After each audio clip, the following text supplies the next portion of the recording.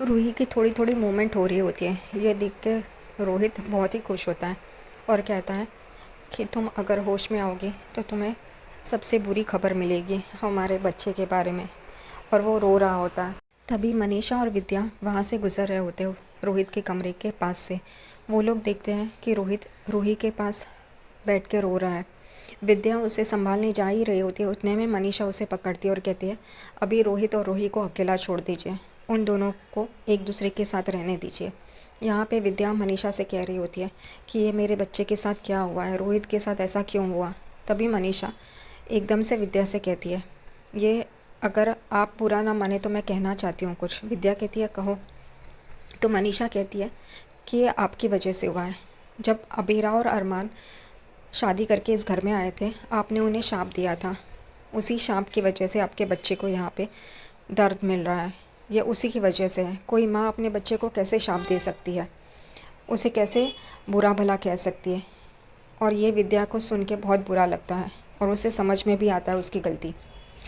दूसरी तरफ यहाँ पे बीएसपी रो रहा होता है और अभीरा उसे शांत करने की कोशिश कर रही होती है पर वो शांत नहीं होता है। तभी अरमान भी वहाँ पे आ जाता है और वो कहता है कि मैं अपने बच्चे को चुप कराऊंगा, उसका पापा है ना यहाँ पे। ये सुन के अभीरा को बहुत ही खुशी महसूस होती है। वो अरमान से कहती है तुमने ये एक्सेप्ट किया कि तुम बीएसपी के पापा हो और उसको पापा का प्यार दोगे। ये करके वो बहुत दोनों खुश होते हैं और वो दोनों चुप कराने की कोशिश कर रहे होते हैं बीएसपी को, क्योंकि वो बहुत रो रहा होता है। तभी वहाँ पे विद्या आती है और एकदम से अभीरा के सर पे हाथ रखती है। अभीरा और अरमान देखते हैं तो विद्या होती है। अभीरा एकदम विद्या से कहती है देखिए ना माँ, ये चुप ही नहीं हो रहा है। तभी विद्या कहती है इसे तुम्हारे प्यार की ज़रूरत है, गहरी सांस लो और इसे अपने सीने से लगाओ और तुम्हें जो गाना पसंद है वो गाओ। तभी ये सारी चीज़ें अभीरा करती है और देखती है तो बीएसपी चुप हो गया है। ये देख के अरमान, अभीरा और विद्या बहुत ही खुश हो जाते हैं। अभीरा तो और भी खुश हो जाती है और विद्या के पास देख रही होती है। विद्या कहती है गाओ गाओ, वो चुप रहेगा और वो अरमान और अभीरा को प्यार से गले लगाती है। वो सारी कड़वाहट भुला देती है। ये देख के अरमान और अभीरा को भी अच्छा लगता है। अभीरा बीएसपी को चुप कराने के लिए वही भजन गाती है जो उसकी माँ अक्षरा गाती है। और ये भजन सुन के, ये गाना सुन के रूही को भी होश आने लगता है और वो एकदम से याद करने लगती है उसकी और अक्षरा मासी की बॉन्डिंग।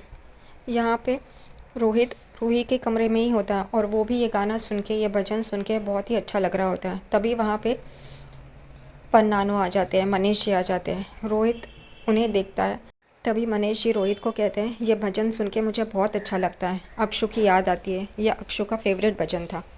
तभी अचानक से रोहित की नज़र मनीष जी के बाजू में जाती है और देखता है तो वही नर्स रहती है जिसको ये पता रहता है कि अभीरा का बच्चा मर चुका है और रूही का बच्चा ज़िंदा है।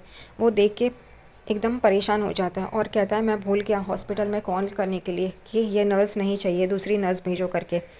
यहाँ पे मनीष जी रोहित को कहते हैं तुम जाओ नीचे, मैं यहाँ पे रूही के साथ रुकता हूँ करके। ये सुन के रोहित परेशान हो जाता है और वो कहता है कि अगर ये नर्स ने बता दिया सबको तो इस वजह से वो मनीष को कहते हैं कि चलिए आप भी चलिए, हम दोनों जाते हैं नीचे करके। तभी मनीष जी कहते हैं ठीक है करके। और रोहित यही सोच रहा होता है कि घर वालों से इस नर्स को मिलवाना नहीं चाहिए, अलग ही रखना चाहिए, दूर रखना चाहिए करके। सब लोग नीचे राह देख रहे होते हैं कि कब अरमान, अभीरा और बीएसपी आए। यहाँ पे सब लोग वही बात कर रहे होते हैं, उतने में ही विद्या अरमान, अबीरा और बीएसपी को लेके आती है। और ये देख के सभी लोग हैरान हो जाते हैं कि विद्या ने आखिरकार अरमान, अबीरा को माफ़ कर ही दिया। रोहित बहुत खुश हो जाता है और वो अरमान को कहता है एक फ़ैमिली फ़ोटो तो होनी ही चाहिए आप लोगों की। अरमान को कहता है कि तुम्हारे और बीएसपी का फ़ोटो होना चाहिए करके। अरमान उसे फ़ोटो निकालने के लिए देता है लेकिन अरमान के चेहरे पे खुशी नहीं रहती। तभी रोहित कहता है स्माइल तो कीजिए भैया। तभी वो थोड़ी बहुत स्माइल कर लेता है और फिर कहता है फैमिली की फ़ोटो, यानी कि आप, भाभी और माँ बीएसपी के साथ, इन तीनों का वीडियो तो बनता है करके। और वो रोहित वीडियो बना रहा होता है, सब लोग खुश होते हैं। दादी साहब ही कहती है कि विद्या तुमने आज बहुत अच्छा काम किया है, कड़वाहट भुला के नए सिरे से शुरुआत की है। यहाँ पे विद्या भी खुश हो जाती है। पूजा चल रही होती है उतने में ही रूही को भी होश आने लगता है। रूही भी अपनी आंखें खोलती है और धीरे धीरे अपने बेड से उतरने की कोशिश कर रही होती है। उतने में ही उसके हाथ से पानी का ग्लास गिर जाता है कांच का, और नर्स को पता चल जाता है। नर्स उसके पास आ रही होती है, उसको संभाल रही होती है, लेकिन रूही कुछ समझने के लिए और सुनने के लिए तैयार नहीं होती है।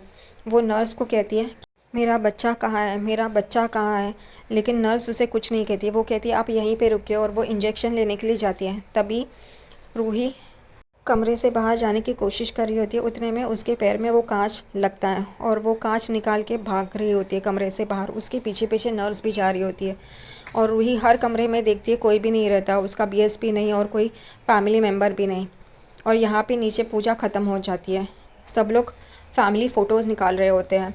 उतने में रूही भी देखती है कि नीचे सब लोग फ़ोटो निकाल रहे हैं और बच्चा अभिरा के हाथ में है। वो मेरा बच्चा करके सीढ़ियों से नीचे आती है, और यहाँ पे अरमान, अभिरा और बीएसपी की फ़ोटो निकाल रही होती है चारों। तभी रूही अभिरा से वो बच्चा छीनती है और उसे प्यार करने लगती है, मेरा बच्चा करके। और सब लोग ये देख के हैरान हो जाते हैं, ख़ास तौर पे रोहित और अरमान एक दूसरे को देखते हैं।